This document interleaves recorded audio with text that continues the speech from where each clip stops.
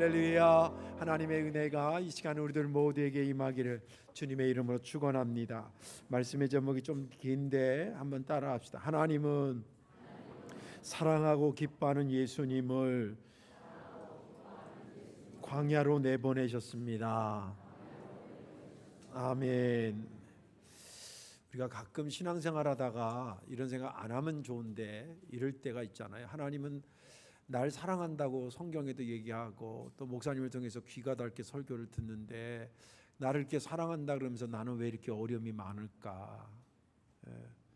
한번 그런 생각을 해보신 분은 오늘 해답이 되길 바라고, 그런 생각이 안 들었던 사람은 계속 안 드는 게 좋습니다.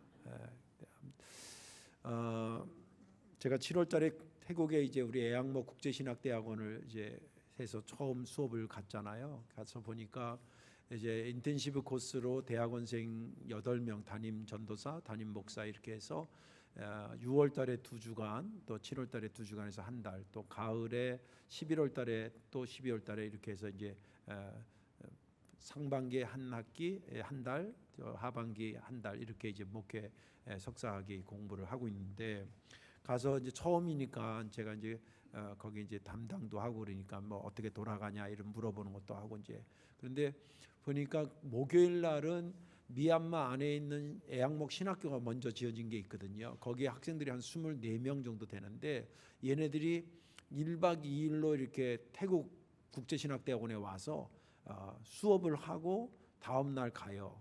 그러다 보니까 이제 8명하고 그 교수들이 있을 때는 뭐 10몇 명 되니까 그냥 그런 대로 밥을 해 먹는데, 얘네들이 와서 1박 2일 동안 먹는 밥은 거의 몇 끼마다 40명 정도를 해야 되더라고요.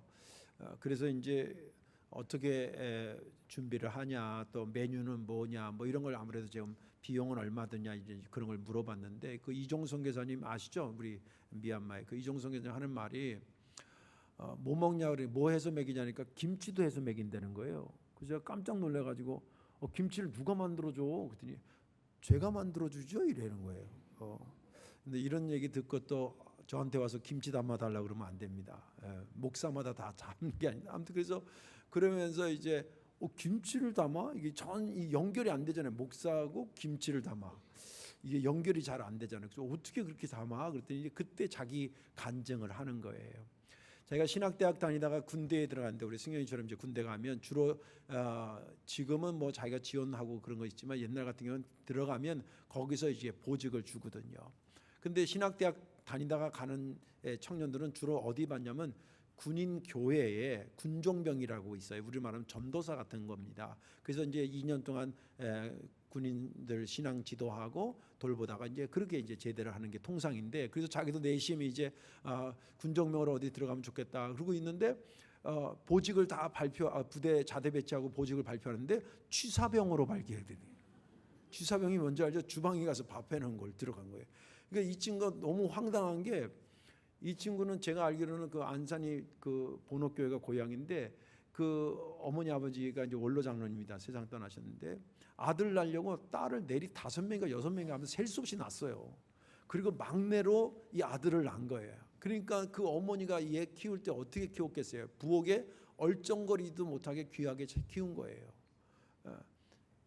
뭐 하나 라면 끓여 먹으러 간지는 모르겠지만 아무튼 가정 살림은 안 하고 그냥 귀하게 자랐는데 자기한테 취사병이 된 거예요. 근데 이 취사병이 어려운 거는요, 매일 3-4시면 일어나야 된대요. 왜냐하면 아침밥을 몇백 명 먹는 걸 해야 되니까, 물론 혼자 하는 건 아니지만 그 취사병들은 새벽 3-4시에, 그것도 젊은 애들이, 여러분들 생각해 보세요. 아무리 군대라도 3-4시에 매일 일어난다는 게 쉽겠어요? 그게 이제 좀 황당한 거죠. 그런데다 또 음식을 잘 못하면 고참한테 또 혼도 좀 나고 그럴 거 아니겠습니까?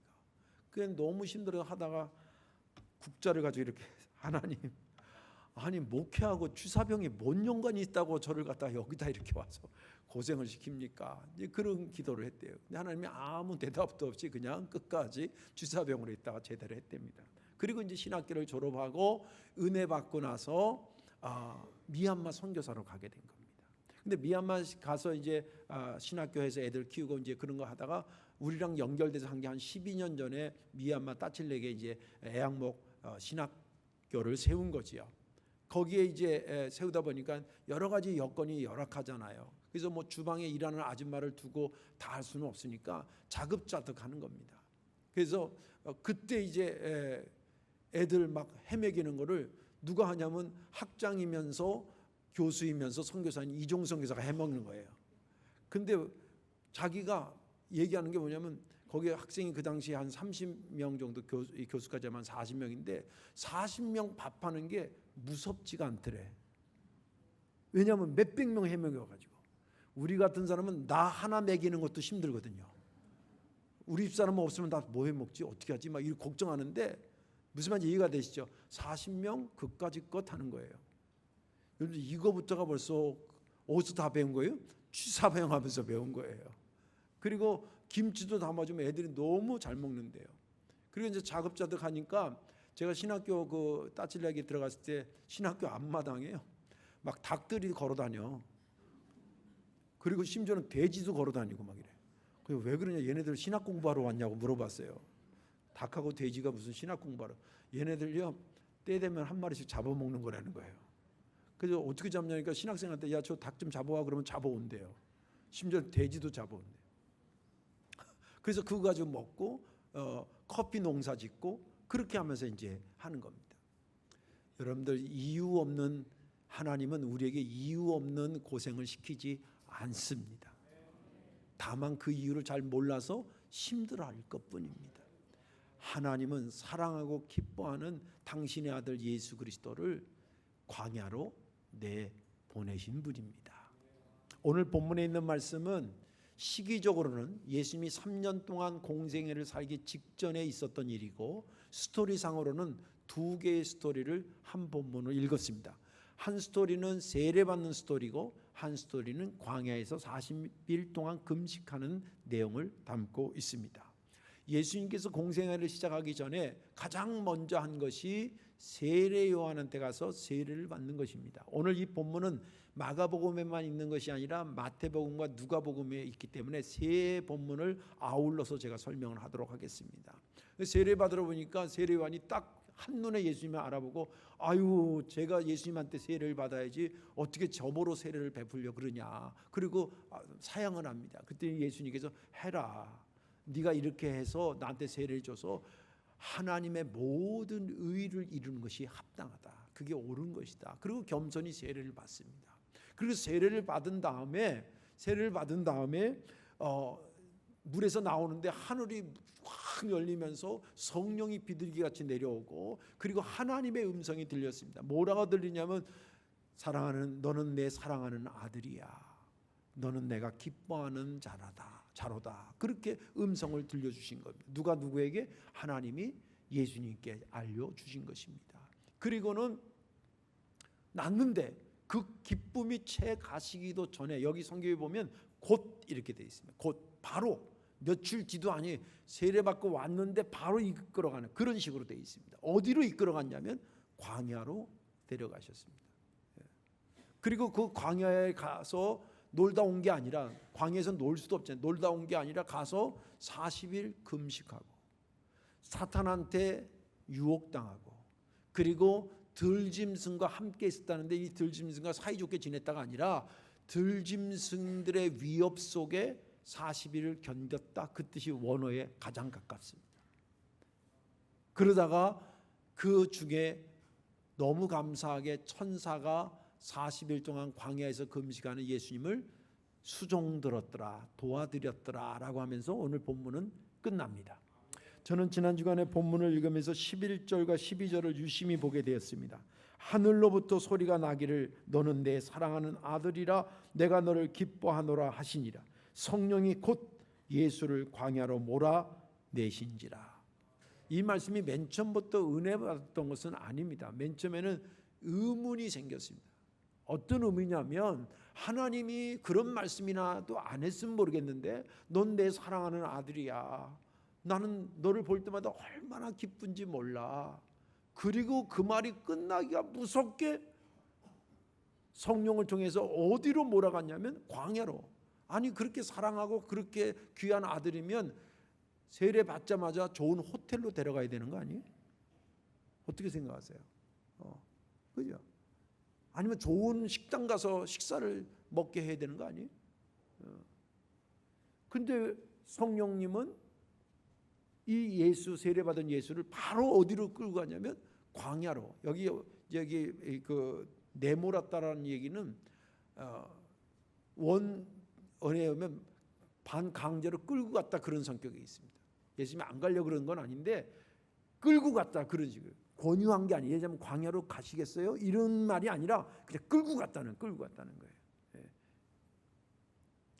왜 그랬을까? 이것을 묵상하면서 하나 둘씩 내 마음에 위로가 되고 깨달음이 있고 그러면서 위로가 됐습니다. 오늘 말씀에 저와 여러분들 함께 은혜 받으시고 아까 처음에 질문한 것처럼 하나님 나를 사랑한다는데 왜 나는 이런 어려움이 있을까라고 할 때에 오늘 이 말씀에 꼭 해답이 되기를 주님의 이름으로 축원합니다. 자, 왜 하나님은 예수님을 광야로 내보내서 그렇게 사랑하는 아들이고 그렇게 기뻐하는 아들인데 왜 그를 광야로 보냈냐는 거예요. 그 첫째는 우리를 비롯해서 모든 하나님의 백성들에게 사역의 전체 흐름은 이렇게 간다라고 하는 것을 보여주고 가르쳐주기 위해서였습니다. 하나님에게는 늘 선한 계획이 있습니다. 어떤 선한 계획이냐면 우리를 죄와 사망에서 건져내실, 인간을 죄와 사망에서 건져내실 계획을 갖고 있고요. 그들을 건져낸 다음에 그들에게 하나님의 자녀라는 신분을 주기를 원하시고요. 세 번째는 그 하나님의 백성이 된 자들에게 하나님의 복음의 일, 귀한 일에 참여하도록 참여시키는 그런 뜻이 있고요. 그리고 그 참여한 그들을 정말 인생의 복된 인생 만드는 것, 그것이 하나님의 큰 뜻입니다. 믿음 되시길 바랍니다.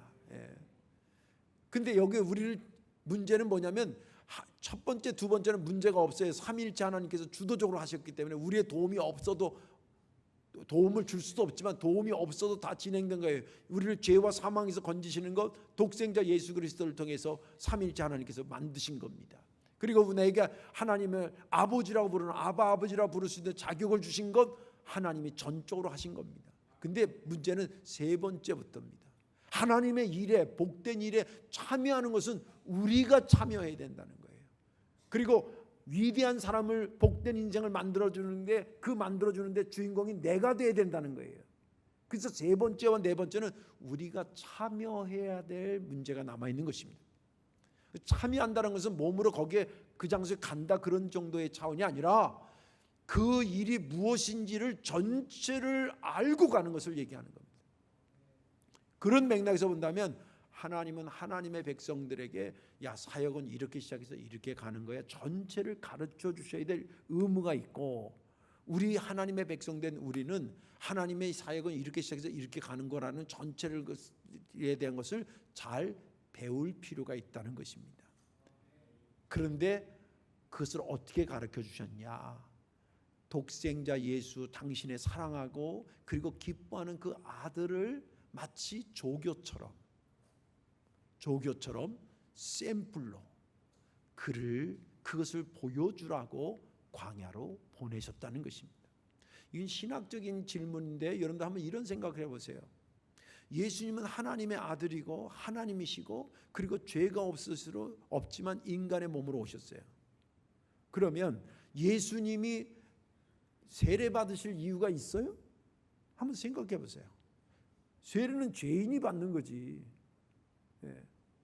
예수님이 굳이 일어나서 새벽에 새벽기도 할 이유가 있어요? 그 자체가 기도를 받으시는 분인데 또 예수님이 굳이 광야에 가서 40일 금식할 필요가 있어요? 사탄한테 유혹당할 이유가 있어요? 들짐승의 위협 속에 있어야 될 이유가 있어요? 전능하신 하나님인데 없어요. 그런데 오늘 본문은 그분이 성령의 인도함을 받아서 광야로 갔다는 거예요. 이유가 뭐겠습니까? 예수님이 뭐가 부족하기 때문에 더 훈련해야 되기 때문에 뭔가 더 채워져야 되기 때문에 그래서 광야로 간 게 아니라 앞으로 이제 예수님이 이후에 예수님의 복음의 사역을 감당해야 될 모든 믿음의 사람들 목사만 얘기하는 게 아니에요. 여기 다 여러분들 사역자들이에요. 자기가 스스로 아니라고 착각해서 그렇지. 아이도 다 사역자예요. 교회 학교 꼬맹이도 다 사역자예요. 걔네들 때문에 얼마나 우리 교회가 활발해지는지 알아요? 예? 가만히 생각해보세요. 하나님의 일이 없는 하나님의 사람은 없어요. 예. 그 하나님의 사람들이 과연 그러면 어떻게 하나님의 일이 전개되고 이것을 어떻게 진행되고 내가 어떻게 참여해야 되는지 알게 하셔야 될 거 아닙니까? 그것을 위해서 주님께서 친히 광야로 가셔서 그 수모를 다 당하고 하셨다는 것입니다. 히브리서 4장 15절에 거기에 대한 증거의 말씀이 기록되어 있습니다. 히브리서 4장 15절에 이렇게 기록되어 있습니다.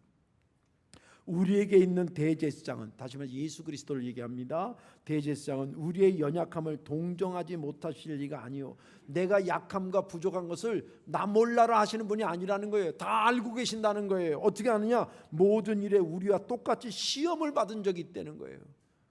이 시험이 어디서요? 광야에서 40일을 있었던 거, 금식하는 거, 이겁니다. 그분이 거기서 받으신 이로되 뭐가 없어요? 죄가 없으니. 이 말은 뭐냐면 그분은 받을 이유가 없었는데 너희들한테 그것을 보여주기 위해서, 또 너희들을 다 아시기 위해서 친히 알아서 받아주셨다는 거예요.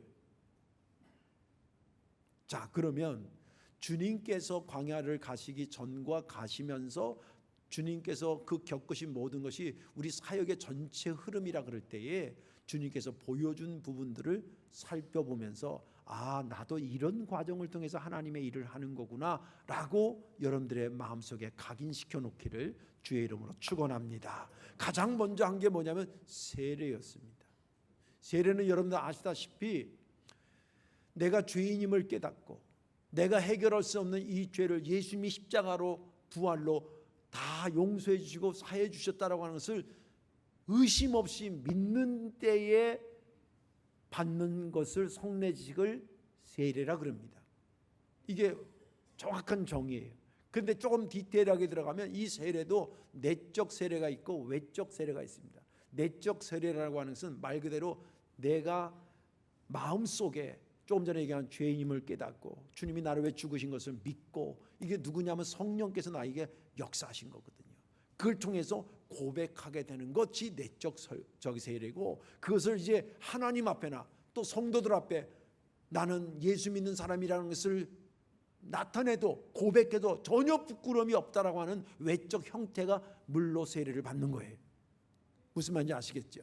근데 아까도 얘기한 것처럼 예수님은 세례 받으실 이유가 없어요. 그런데 우리들이 반드시 예수를 그리스도로 고백하는 세례가 너에게 있어야, 내적 세례도 외적 세례도 있어야 사역은 시작된다라고 하는 것을 보여주기 위해서 그랬다는 거예요. 그래서 교회는, 여러분들 교회도 하나의 조직이잖아요. 행정 조직이거든요. 교회에 여러분들 집사님 될 때 전제 조건이 있어요. 뭔지 아세요? 세례 받아서부터 카운트하는 거예요. 저는 성도교회 5년 다녔는데요. 그럼 세례 받으셨겠네요. 안 받았는데요. 죄송하지만 집사님이 법으로 될 수가 없어요. 그런 거예요. 그거가 필요하다는 것을 보여준 거예요. 두 번째는 뭐냐면, 주님께서 보여준 것은 뭐냐면 성령의 인도하심을 받는 것을 얘기해요. 우리가 통상 성령 얘기할 때 성령의 세례, 성령의 충만, 성령의 역사, 은사, 성령의 열매 이렇게 얘기합니다. 성령의 세례는 아까 말한 것처럼 내적 세례죠. 예수를 그리스도로 믿게 된 것을 얘기해요. 성령의 충만은 뭐냐면 여러분들 성령의 세례 받고 나 같은 거 살렸다는 믿음이 들어가면, 주님이 날 살렸다는 생각하면 너무 감사하잖아요. 그럼 내가 주님이 원하는 대로 어디든지 따라가겠습니다 라고 하는 상태가 이름하여 성령 충만의 상태예요. 오늘 여기 본문에 보면 12절에 성령이 곧 예수를 광야로 몰아내신지라 이랬지. 성령께서 예수님을 광야로 끌고 갔을 때 예수님이 거부합니까? 100% 순종합니까? 100% 순종하죠. 그 100% 순종하는 것이 이름하여 성령 충만이고, 내용적으로는 성령의 인도함을 거부하지 않고 따라 순종했다, 그 뜻입니다.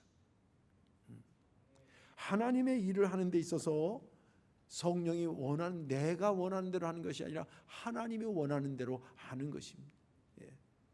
그것이 반드시 필요하다라고 하는. 제가 목회를 30몇 년 했지만 제 신앙 양심상 내가 이 교회를 이렇게 만들어 봐야 되겠다 그래서 연차적으로 계획 세워서 한 적이 없어요. 심지어는 저쪽 교회에서는 교인들이 막 목사님 우리 교회 비도 세기도 하고 교회 언제 짓냐고 교회 짓자고 지었는데 기도해 보면 아니다 그럴 때 계속 못 짓는다 그랬어요. 예. 그 바람에 나중에 이제 뭐 아무튼 생각지 않는 돈들이 생기고 막 이러면서 그때가 하나님이 정한 때가 정확하군요 이렇게 다 교인들이 나중에 이해했습니다만은 제 스스로도 지금도 마찬가지예요. 내년에 어떻게 해야 될지 아직 전 몰라요. 근데 분명한 것은 뭐냐면 여기 몇백 명 교인들의 한 해의 신앙의 삶을 니네 아무데나 마음대로 해 편하게 살다가 와 이를 하나님이 아니라는 것을 제가 믿는 하나님이에요. 광야를 갈 때에 구름 기둥과 불 기둥이 지나가면서 그들을 다 인도하셨어요. 그때마다 인도하셨어요. 그 인도함에 따르는 자들은 뭐가 필요하냐면 성령이 인도하는 대로 내가 따라가겠다는 게 있어야 하나님의 사역이 된다 이 말이에요. 그 얘기를 하는 겁니다. 성령 충만하기를 주의 이름으로 축원합니다. 뭐 이건 방언받고 뭐 환상을 보고 막 성경을 통변하고 이래 성령 충만한다라고 말하는 것도 있지만 그것만이 성령 충만이 아니에요. 착각하지 마세요. 방언 못하고 성경 잘 모르고 그러더라도 하나님이 하신 말씀이면 순종해야죠. 이 사람이 성령 충만한 사람이에요. 그래야 된다는 거예요. 그래야 하나님의 사역하는 그 사람이라는 겁니다. 또 세 번째는 뭐냐면 광야를 겪어야 된다는 거예요. 광야를 걸어가야 된다는 거예요. 13절 말씀 보세요. 광야에서 40일을 계시면서 사탄에게 시험을 받으시며 들짐승과 함께 계시니 천사들이 수종들더라. 이것은 예수님께서 광야에서 겪은 일들을 말해주고 있습니다. 근데 그 광야라고 하는 것을 생각할 때 크게 두 가지 생각을 해야 돼요. 하나는 훈련적인 차원에서 봐야 되고 하나는 그 선교 상황에 대한 것으로 이해하셔야 됩니다. 훈련적인 차원에서 보면 아까도 얘기한 것처럼 주님은 훈련받을 이유가 없어요. 그런데 그것을 다 이미 우리를 위해서 보여주셨다는 거예요. 겪으셨다는 거예요. 40일 광야 가서 하신 첫 번째 일이 금식하는 겁니다. 금식은 말 그대로 먹는 걸 금하는 거예요. 왜 뭐 때문에 먹는 걸 금하는 거예요? 그는 나를 죽이는 연습을 하는 거예요. 이 자살하라는 그런 게 아니라 나를 죽이는 연습을 하는 게 금식이에요. 좋은 뜻이에요. 밥만 굶는 게 금식이 아니에요. 한국 교회는 뭐가 잘못됐어요. 뭐 안 될 때 생떼를 부리기 위한 수단으로 금식을 생각해. 그거 안 되는 거예요. 물론 그래서 금식도 하시긴 하셔야 되지만 금식의 폭이 그렇게 간단치 않아요. 금식이라고 하는 것은 뭐냐면 먹는 거를 금한다는 게 뭐 죽겠다는 거 아니에요. 죽겠다는 거예요. 뭐 앞에 죽냐? 하나님 앞에 나를 죽이는 거예요. 하나님 앞에 나를 죽이는 연습해야 돼요. 그리고 내 자신을 내 스스로 죽이는 것을 하셔야 됩니다. 내 꿈이 내 사역을 넘어서서는 안 돼요. 철주 앞에 자기가 죽어야 됩니다. 바울은 얘기했잖아요. 날마다 자기를 쳐서 복종했대. 그 쳐서 복종했다라고 하는 것이 원어적으로는 어디를 치냐면 가슴을 치는 게 아니에요. 우리가 통상 날마다 자기를 쳐서 복종했다 가슴을 치는 가슴이 아니라 그게 자기 눈을 쳤다고 그러는 거예요. 눈을. 자, 다 같이 안경 벗고 주먹을 쥐시고. 왜 안 따라하는 거예요? 그리고 자기 주먹을 탁 눈을 때리는 거예요. 근데 바울은 이 학자들이 얘기하면 그 사람한테 고질병이 있었는데 그 고질병을 안과 질환, 안질이라고 보는 분도 있고 간질이라고 보는 분도 있어요.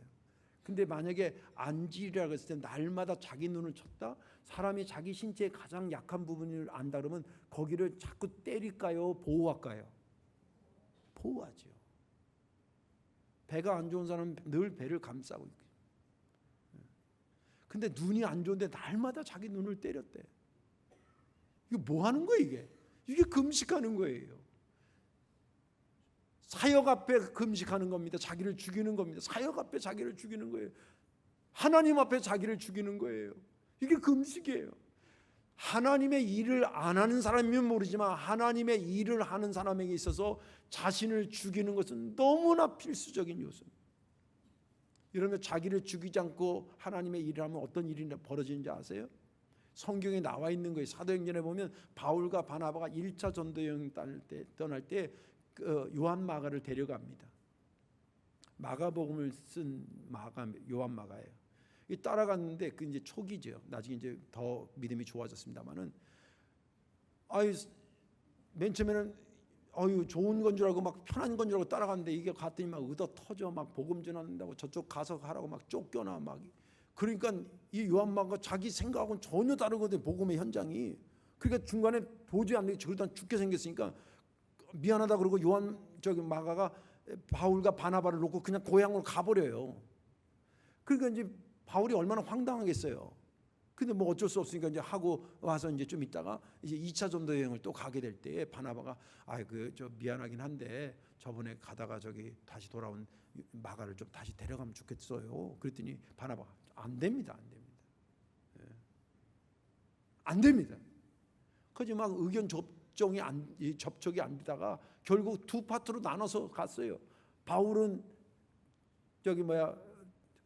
바울대로 가고 바나바는 마가를 데리고 로마 쪽으로 그렇게 가요. 물론 나중에는 이제 다 화해해가지고 했는데, 그러니까 사역보다 자기가 살아가지고 사역 앞에 자기가 죽지 않고 나가면 하다가 제대로 못 가고 온다니까요. 그거 안 되잖아요. 안 되잖아요. 여러분 그거 굉장히 중요합니다. 금식이라는 것은 밥을 단순히 굶는 게 아니라 하나님 앞에 나를 죽이는 훈련을 하는 거예요. 내 자신 앞에 나를 죽이는 훈련을 하는 거예요. 사역 앞에 나를 죽이는 훈련을 하는 거예요. 그 주님이 보여주신 거예요. 그 다음에 사탄의 유혹에서 이기는 거 배워야 되는 거예요. 사탄의 유혹에 사탄이 여러분들 굉장히 다부진 놈입니다. 아주 만만찮은 존재예요. 어느 정도로 간띠가 보였냐면 예수님을 유혹해서 넘어뜨리려고 오는 놈이에요. 그럼 생각해보세요. 예수님이 사탄이 10번 오면 10번 넘어가겠어요? 20번 하면 20번 넘어가겠어요? 전혀 안 넘어가시는 분이지. 그런데도 온다니까. 그러면 그 놈이 나한테는 안 오겠어요? 장로님들한테는 안 오겠어요? 권사님 집사님들한테는 안 오겠어요? 한번 생각해보세요. 그거 훈련 맷집 키워야 됩니다. 기도하고 이기시고 주님께서 가르쳐주세요. 사탄아 나사렛 예수 이름으로 명하노니 물러갈지어다. 가르쳐줬다는 거 뭐예요? 그렇게 하라는 거 아니에요. 그렇게 하라는. 그냥 맨날 일이 터지고 저리 터지고 그러지 말고. 그리고 들짐승하고 싸워 이기는 담력도 키워야 됩니다. 사역지에 가면 생각지도 않은 무서운 게 너무나 많아요. 여기 지금 그 주석에 보니까 광야에 뱀도 살고, 전갈 알죠? 전갈, 스콜피온이 전갈도 살고, 독사 같은 거 살고. 이게 물이 없는 데일수록 독이 아주 독하다는 겁니다. 그런 것도 있고, 가끔 사막 여우 이런 거 들어오면 맹수들도 있고, 이것들이 언제 어떻게 하면 사람한테 덮칠지 몰라요. 그런 가운데에 주님께서 가신 거예요. 다 훈련해야 되는 겁니다. 그리고 아까도 자기 훈련만 있는 것이 아니라 상황적인 차원도 있다 그랬잖아요. 상황적 차원이라는 것은 뭐냐면 광야에는 3가지가 없어요. 물이 없어요. 성경에서 물이 없다는 얘기는 은혜가 없는 거니까 심령들이 어떻게 메말라 있어요. 우리가 복음 들고 가야 될, 만나야 될 상황이나 만나야 될 사람들의 왜 복음 들고 가는 거예요? 그 심령이 메말라 있어 그런 거예요. 두 번째는 뭐가 없냐면 사람이 안 살아요. 사람이 없다는 것은 생명이 없다는 거예요. 우리가 가야 될 현장이 생명이 없는 곳에 가는 거예요. 사람이 안 살기 때문에 뭐가 없냐? 길이 없어요. 길이 없다는 것은 진리가 없다는 거예요. 그냥 지 생각이 진리라고 생각하고 사는 거예요. 그래서 주님께서 내가 길이요 진리요 생명이라고 하는 것은 이건 광야에 대한 뒤집어놓는 거예요. 광야에서 사는 것은 예수밖에 없다. 우리가 복음 증거해야 될 상황들은 다 광야와 같아요. 그거 인지하고 가야 된다는 거예요. 그게 광야를 겪어야 돼요. 마지막 하나는 뭐냐면 천사가 수종든다는 것을 잊어버리지 말아요. 하나님은 하나님의 일을 하는 사람을 절대 외면하지 않습니다. 절대 버리지 않습니다. 제가 겪은 경험도 그렇고 성경이 그렇게 말해주고 있어요. 성경의 마태복음 28장 20절에 이렇게 얘기합니다. 내가 너희에게 분부한 모든 것을 가르쳐 지키게 하라. 볼지어다 내가 세상 끝날까지 너희와 함께 있으리라. 히브리서 6장 14절에 이르시되 내가 반드시 너를 복주고 복주며 너를 번성하게 하고 번성하게 하리라 하셨더니, 이거는 일생 하나님의 일을 위해서 살았던 아브라함에게 주신 축복의 내용을 히브리서에서 인용하고 있는 겁니다. 제2의 아브라함이 저와 여러분들이 될 줄로 믿습니다. 종합해 보면 하나님의 일의 프로세스는 세례받고 예수를 그리스도로 받고 성령 충만해서 그리고 광야를 겪어서 그리고 하나님의 도우심 속에 완성하는 것입니다. 여기서 이 말씀에 해당되지 않은 사람들은 아무도 없습니다. 우리 모두가 이것을 알고 주님의 일에 참여해야 하는 것입니다. 이제 말씀을 정리하겠습니다. 하나님은 저와 여러분들을 무척 사랑하십니다. 믿음 되시길 바랍니다. 성경의 스바냐 3장 17절에 이렇게 기록되어 있어요. 너희 하나님 여호와가 너희 가운데 계시니 그는 구원을 베푸실 전능자시라. 그가 너로 말미암아 기쁨을 이기지 못하고, 우리를 보면 그냥 어떻게 기쁨을 이기지 못하시며 너를 잠잠히 사랑하시며 너로 말미암아 즐거이 부르며 기뻐하시네요. 그냥 좋아서 어쩔 줄 모른다는 거예요. 자, 하나님은 우리를 어떻게, 그러면 이런 사랑을 어떻게 표현하실까? 첫째는 꼭 필요한 것들을 해결해 주시면서 사랑을 표현해요. 죄와 사망의 문제가 나의 문제인데 내가 해결할 수 없는 거 주님이 해결하시면서 사랑을 표현하고, 또 돌봐주셔야 될 때 돌봐주심으로 당신의 사랑을 베풀어줘요. 다윗이 그렇게 쫓겨다녔지만 하나님은 그를 생명싸개로 쌓아주셨고, 이 험난한 세상을 사는 우리들에게 성령을 보내주셔서 보혜사 성령, 돌봐주시는 성령, 상담자이신 성령님을 우리에게 보내주셔서 우리를 지금도 보호하시고 있어요. 그리고 마지막 한 가지 사랑의 표현 중에 하나는 복된 일을 하도록 시키면서 우리를 사랑하셔요. 이 생각을 한번 해보세요. 나는 하나님이 나를 너무 사랑하시나 봐. 나한테 아무 일도 안 시켜. 할렐루야. 아무 일도 안 시켜. 그냥 너무 좋아. 착각하는 거예요. 하나님은요, 하나님의 사랑 표현 중에 일을 맡기고 시키면서 우리를 사랑한다는 것을 표현하셔요. 이스라엘 백성은 출애굽했을 때 쏜살같이 가면 한 달도 안 되면 가나안 땅에 갈 수 있어요. 하나님은 빨리 가서, 편하게 빨리 가서 이스라엘을 사랑한다라고 하는 것을 표현하지 않으셨어요. 더디 가더라도 너를 하나님의 백성으로 만드는 게 내 사랑의 표현이기 때문에 광야에서 40년 동안 그들을 훈련시키면서 하나님의 백성을 만드는 그 과정을 통해 하나님은 이스라엘 백성들을 사랑하심을 나타내 주셨던 것입니다. 우리에게도 마찬가지. 때로는 해석되지 않는 두려움, 걱정, 괴로움이 있다 하더라도 이런 전체 여정 속에서 이것을 해석하고, 아, 그렇구나, 하나님의 일을 하기 위해서 나를 지금 훈련시키는 중이구나, 이렇게 생각하시고 그 목적을 향해서 뚜벅뚜벅 힘있게 걸어가시는 저와 여러분들 되시기를 주님의 이름으로 축원합니다. 기도하겠습니다. 예수님, 고맙고 감사합니다. 굳이 세례받을 필요가 없으심에도 불구하고 우리를 위해 세례받으시고, 굳이 광야로 가실 이유가 없었음에도 불구하고 광야에 가시고, 굳이 금식하지 할 필요가 없음에도 금식하시고, 굳이 사탄한테 유혹당하지 않을도 되는데 사탄한테 유혹당하고, 굳이 들짐승을 무서워할 일이 없는데도 불구하고 그 시련을 다 겪으신 주님, 나로 하여금 하나님의 백성으로 복된 일을 잘 감당하라고 모든 것을 실제 몸으로 보여주신 것을 생각하며 감사와 영광을 돌리옵나이다. 주님 생각하며 삶의 어려움을 겪을 때마다 새로운 해석을 가지고 나아가는 우리가 되게 하여 주옵소서. 예수님의 이름으로 감사하며 기도하옵나이다. 아멘.